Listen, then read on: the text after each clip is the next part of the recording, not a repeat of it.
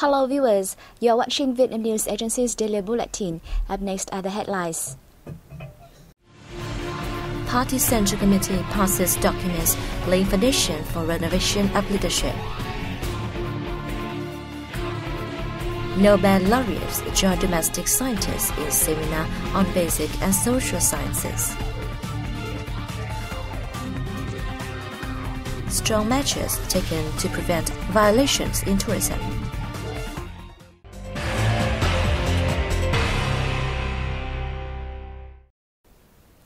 Members of the Party Central Committee passed a number of important documents that lay foundation for the party's stronger reform of administration and renovation of leadership during their third meeting that concluded on July 7.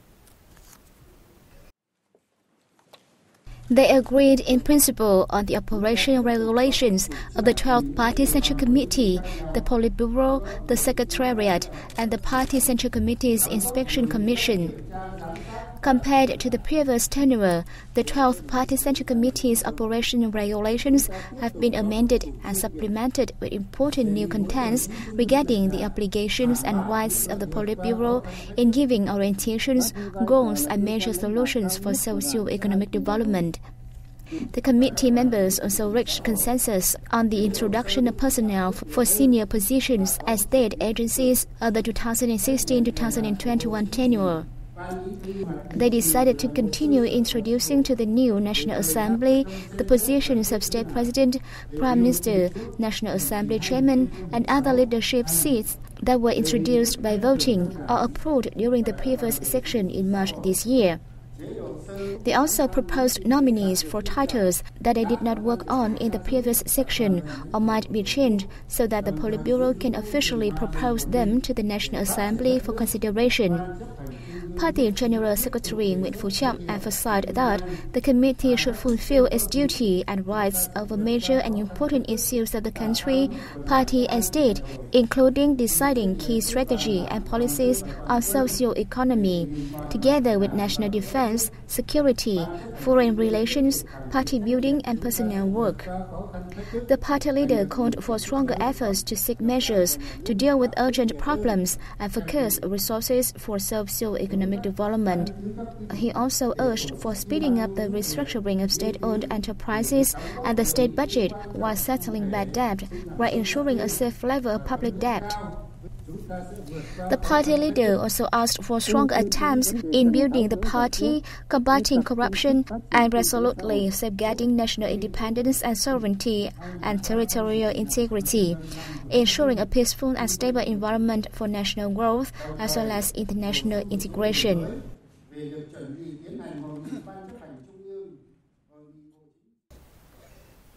Vietnam pays special attention to boosting the development of science in general and basic science in particular. Deputy Prime Minister Vũ Đức Đam made the remark at an international seminar in the central province of Bình Định on July 7. The seminar on basic and social sciences, co-organized by France's Meeting Vietnam and the Ministry of Science and Technology, drew more than 250 domestic and foreign scientists, including 5 Nobel laureates. Deputy Prime Minister Đam said after 3 decades of reform, Vietnam's investment in science and technology development has increased by 30 times. He spoke highly of activities arranged by Meeting Vietnam, which helped the country assess advanced sciences and technologies in the world, significantly contributing to the nation's socio-economic development. The seminar aims to propose initiatives concerning basic and social sciences in Asian nations, especially developing countries like Vietnam. It also offers a good chance for scientists, policymakers, and representatives from private economic sectors to analyze and assess the role of science in social development. The National Agro, Forestry, Fisheries Quality Assurance Department has announced that all batches of products made from soliform fish, including char, basa, che, and lungfish, supposed to be shipped to the U.S., will have to undergo food safety tests from July 17 to October 15. Samples will be taken from all batches of fish products produced by factories eligible to ship their products to the U.S. markets for tests. Only when the samples pass the test and be certified by regional centers for agro, forestry, fisheries quality can the batches be allowed for export. In March this year, the U.S. released a list of eligible catfish exporters of 4 countries, including 23 from Vietnam, who could ship their products to the U.S. market. According to the Vietnam Association of Seafood Exporters and Producers, or VASEP, total export value of shellfish reached $616 million in the first 6 months of this year, of which the EU and the US markets account for about half of the total exports. VASEP forecast that the shellfish exports turnover this year would be $1.5 billion, a decrease of 5% compared to 2015. Vietnam is now shipping shellfish to 150 countries and territories worldwide.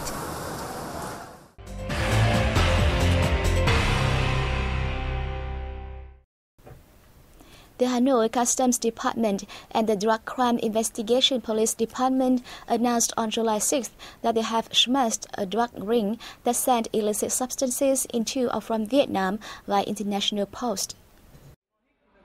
First obtaining information on the ring in March this year, competent agencies busted the first shipment with 36 packages weighing 545 kilograms declared to be dry tea or dry plant sent from Ethiopia to 9 people on April 15th.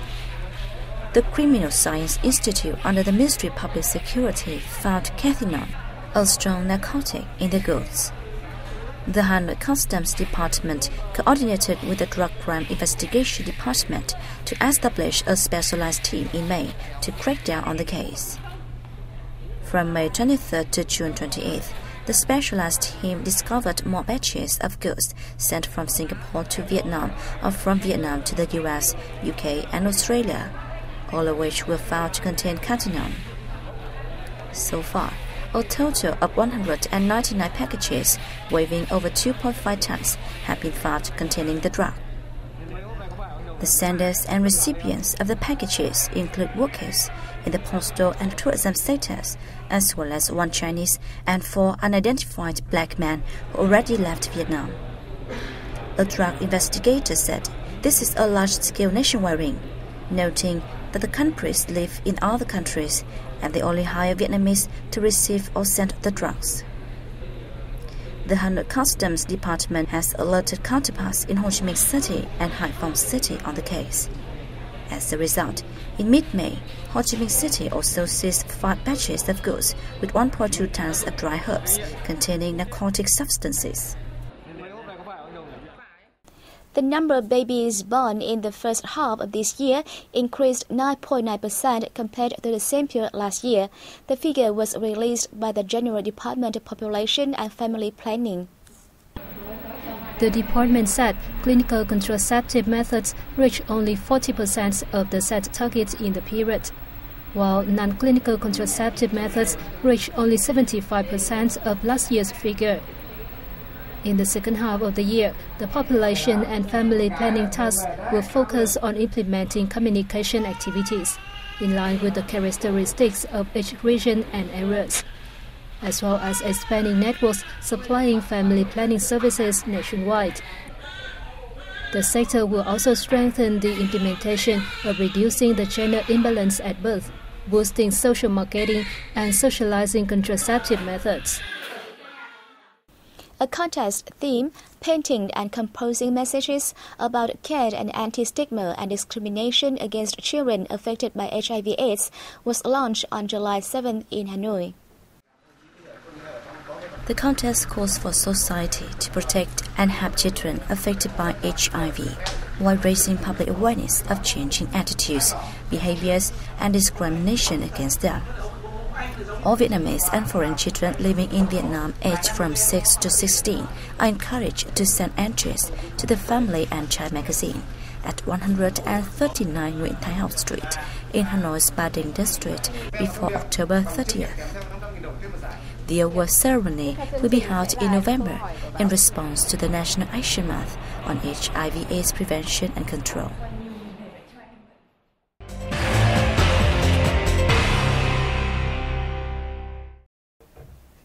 The Prime Minister has approved a proposal for Vietnam to host the 2019 ASEAN Tourism Forum, one of the most important events to promote tourism cooperation among the bloc's member states. Highlights of the event will include meetings among the ASEAN tourism ministers, followed by meetings between the ministers and tourism representatives from China, Japan, India, Russia, and the Republic of Korea. The regional gathering will also feature a number of discussions on how to develop the bloc's tourism. The government of Vietnam acknowledged that hosting the forum is an opportunity to promote tourism and introduce the people and landscapes of Vietnam to the international community. It is also the country's responsibility as an ASEAN member to contribute to greater integration of the bloc, especially in light of the ASEAN Economic Community, which was officially founded last year. It will also offer an opportunity for Vietnam's tourism companies to bolster business links and attract even more foreign investments for the country's tourism sector. The Ministry of Culture, Sports and Tourism has requested all provinces and cities, especially international tourist destinations, to immediately roll out strict measures to detect, prevent and handle violations of law in the field of tourism. More details in the following report. In a document sent to People's Committees of Provinces and Centrally-run cities nationwide on July the 6th, the ministry raised concern about serious violations of regulations in tourism business and tour guide activities in several localities, such as Central Da Nang City and Thanh Hoa Province. Among the violations, there have been foreigners working as tour guides and distorting Vietnam's history. The ministry requested provinces and cities to intensify inspections of tourism business activities, especially traveling and tour guide services, and impose strict punishments on law violations. Other sectors such as the police, labor and market management agencies should coordinate with the tourism sector to detect any foreigners working illegally, as well as traders and service providers receiving payments in foreign currencies or cheating tourists. Also on July the 6th, Da Nang City issued a decision to fine 6 Chinese citizens, each penalty worth 20 million dong, equivalent to $900 for illegal working as tour guides or having other activities without permission of Vietnamese authorities. The number of Chinese tourists to Vietnam rose by an average 5.9% a year in the 2011-2015 period and reached 1.78 million in 2015. In the first half of this year, 1.2 million Chinese nationals traveled to Vietnam, a rise of 47.9% year-on-year. A roughly 600-year-old tree in the northern province of Vĩnh Phúc has been granted heritage status. Let's take a look. The certificate of the heritage tree was presented by the Vietnam Association for Conservation of Nature and Environment. The lộc vừng tree, scientifically named Barringtonia acutangula gatian, is about 10 meters tall and has a leaf canopy of nearly 20 meters. The temple where it grows is dedicated to General Chen Nguyen Han, who greatly contributed to the victory of the Lam Son uprising against the Ming invaders in 1427. After he passed away, local people built the temple and planted the lộc vừng tree there to honor him. The program to select and honor Vietnam's heritage trees was launched in 2011 in a bid to conserve the genetic resources and raise public awareness of environmental protection. To win the honor, the trees must be at least 200 years old in the case of white trees, and at least 100 years for those planted. They should also be connected with the historical and cultural characteristics of the area where they grow. And that has come to an end of our program. Thank you for watching. I'll see you next time.